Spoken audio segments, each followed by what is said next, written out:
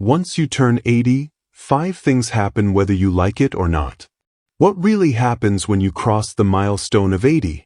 Seniors, this age is not just another birthday, it's a turning point. Some changes are beautiful, others are painful, but all are inevitable. Today, I'll reveal 5 things that happen once you turn 80, whether you like it or not. And most importantly, I'll show you how to face them with dignity, courage, and even joy. Stay until the end, because the final one is something nobody tells you, but every 80-year-old deserves to know. Why 80 matters? Let me tell you about Margaret. Last week, her family gathered for her 80th birthday celebration. There was cake, laughter, grandchildren running around, and the warm embrace of loved ones. But as Margaret looked around the room, she noticed something different. She needed a moment longer to stand up from her chair. She found herself asking people to repeat their names. She felt a subtle ache in her joints that wasn't there just a year ago. These weren't just inconveniences, they were signposts. It's not just gray hair or more wrinkles. It's life speaking to you in new ways. Turning 80 is a major health and lifestyle threshold backed by decades of research on aging. Scientists who study longevity call this the threshold age, when the body and mind begin their most noticeable transitions. But here's the important part. Knowing what's coming helps you prepare and embrace this stage instead of fearing it. Margaret told me later that evening, "I feel like I've entered a new chapter of life and nobody gave me the book." Well, today we're writing that book together. Understanding these 5 changes that happen at 80 isn't about dwelling on the negative, it's about empowering you with knowledge so you can navigate these years with wisdom and grace. 1. Your body slows down. Let me introduce you to Robert. For 45 years, Robert found his peace in his garden. At dawn, you'd find him on his knees, hands deep in soil, tending to roses that won neighborhood awards. But on his 80th birthday, Robert tried to spend his usual morning in the garden and found himself struggling to stand back up. His legs felt weaker, his back protested, and what used to take 2 hours now left him exhausted before noon. What Robert is experiencing is completely normal. After 80, our bodies begin to slow down in measurable ways. Muscle loss, called sarcopenia, accelerates. Most adults lose about 3 to 5% of their muscle mass each decade after 30, but this rate doubles after 80. Your balance changes because the tiny hair cells in your inner ear that help with balance begin to diminish. Even your healing process slows. What might have healed in days now takes weeks. Think of your body like a classic car that has served you faithfully for 80 years. It still runs, but it needs more care, more frequent maintenance, and more gentle handling. The good news? There's much you can do to keep your engine running smoothly. First, embrace light exercise. This doesn't mean training for a marathon. It means gentle walks, water aerobics, or Tai Chi, movements that maintain flexibility without straining joints. Research shows that even 15 minutes of light exercise 3 times a week can significantly improve mobility in seniors over 80. Second, pay attention to nutrition. Your body needs more protein now to maintain muscle mass. Simple additions like Greek yogurt, eggs, or lean chicken can make a remarkable difference. Also, don't underestimate the power of hydration. As we age, our sense of thirst diminishes, making dehydration a common but preventable issue. Third, make stretching a daily ritual. Before getting out of bed each morning, gently stretch your arms and legs. Throughout the day, take moments to reach for the sky, touch your toes, or simply roll your neck and shoulders. These small movements maintain flexibility and reduce stiffness. Remember what Robert did? He didn't give up his garden. Instead, he adapted. He raised his garden beds to waist height, bought a comfortable gardening stool, and now spends shorter but more frequent sessions tending to his roses. Slowing down doesn't mean stopping. It means adjusting to keep moving in ways that honor your body's new rhythm. 2. your social circle shrinks. There's a saying that circulates in senior communities. At 80, you start attending more funerals than birthdays. For Eleanor, this became painfully true last year when she lost two of her closest friends within 6 months of each other.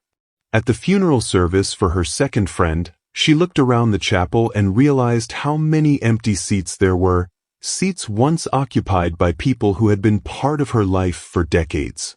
As we reach 80, our social circles naturally shrink. Friends pass away. Mobility limitations make it harder to attend social activities. Children and grandchildren may have moved away for work or retirement. The bridge club that met weekly for 30 years might now have just 3 members instead of 12. This isn't just a social change, it's an emotional one that can lead to profound loneliness. Research from Harvard University has shown that loneliness can be as damaging to health as smoking 15 cigarettes a day. It increases the risk of heart disease, depression, and cognitive decline. But here's the empowering part. Loneliness is common but preventable. Eleanor decided she wouldn't let her world shrink with her circle. She started by joining a book club at her local library. At first, she felt like an outsider among the younger members, but soon discovered they valued her perspective on life. Then she learned to use a tablet her grandson gave her, and now she has weekly video calls with her sister who lives across the country. She even started volunteering at the community center, helping other seniors learn technology skills. There are many ways to stay connected. Community centers often offer programs specifically designed for seniors. Faith groups provide not just spiritual connection but social support as well. Hobbies like gardening clubs, art classes, or even walking groups create regular social interaction. And technology, while sometimes intimidating, can bridge distances that once seemed insurmountable. The key is to be intentional about connection. Make a phone call instead of waiting for it. Accept invitations even when you feel tired. Reach out to someone new instead of just reminiscing about old friends. Remember, even if your circle shrinks, the connections you make now can be the most meaningful of your life. They may be fewer in number, but they can be deeper in quality. 3. Your memory plays tricks on you. Arthur loves telling the story about how he misplaced his glasses last month. He searched everywhere, under the couch, in the kitchen cabinets, even in the refrigerator.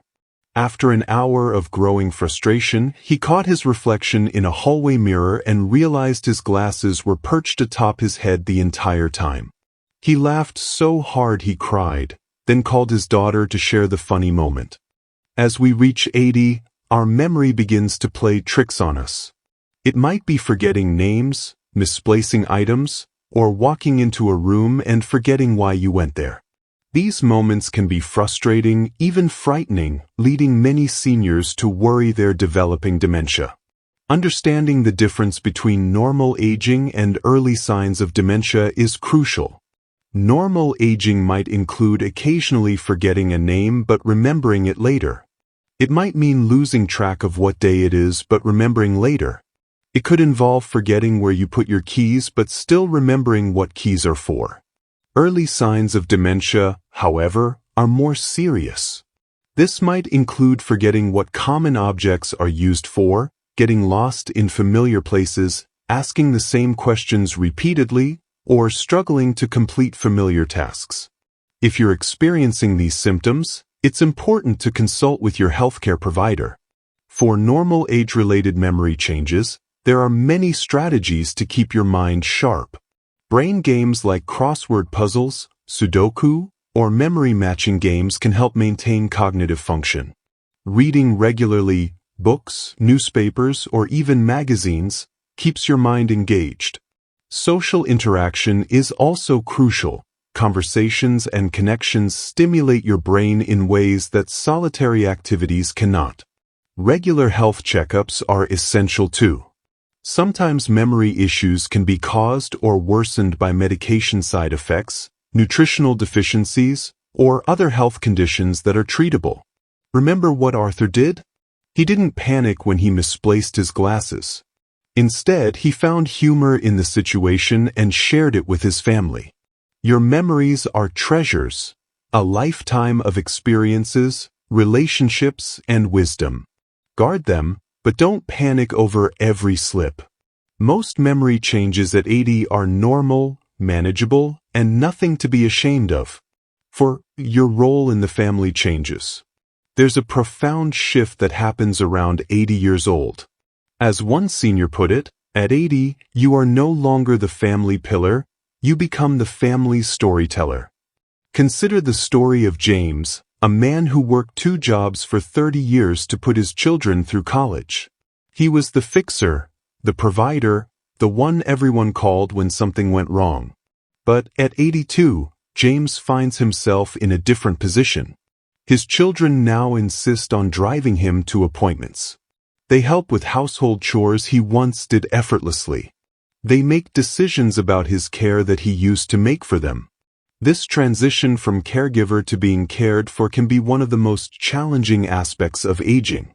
It can bring feelings of uselessness, loss of independence, and even resentment. James admitted to me, "Sometimes I feel like a burden, like I've lost my purpose in the family." But here's the beautiful truth. Your value hasn't diminished. It has transformed. Your role has evolved from doing to being, from action to presence, from fixing to guiding. James discovered this during a family dinner last month. As usual, his children were discussing their work challenges and personal struggles. Instead of offering solutions as he once did, James began sharing stories from his own life, times he faced similar challenges, mistakes he made, lessons he learned. The room grew quiet as everyone listened, captivated by his experiences. Later, his son told him, "Dad, that story helped me more than any advice you could have given." At 80, your role becomes that of the family historian, the wisdom keeper, the elder guide. Your value is no longer in what you do with your hands, but in the legacy you pass on with your heart. You are the living connection between generations, the one who can say, "This is who we are, this is where we came from, this is what matters." Embracing this new role means letting go of the need to be useful in the same ways you once were. It means accepting help graciously. It means understanding that your presence, your stories, your love, and your perspective are perhaps more valuable to your family now than any practical assistance you once provided. 5. You realize time is short. At 82, Martha keeps a small notebook on her nightstand. Its simple cover reads, "Gratitude at 80." Each evening, before she goes to sleep, Martha writes down 3 things she was grateful for that day. Some days it's as simple as the warmth of sunlight through her window. Other days, it's deeper, a conversation with a friend, a memory of her late husband, the sound of her grandchildren's laughter on the phone. Martha told me, "When I was younger, I always thought about the future. What I would do next, where I would go, what I would achieve.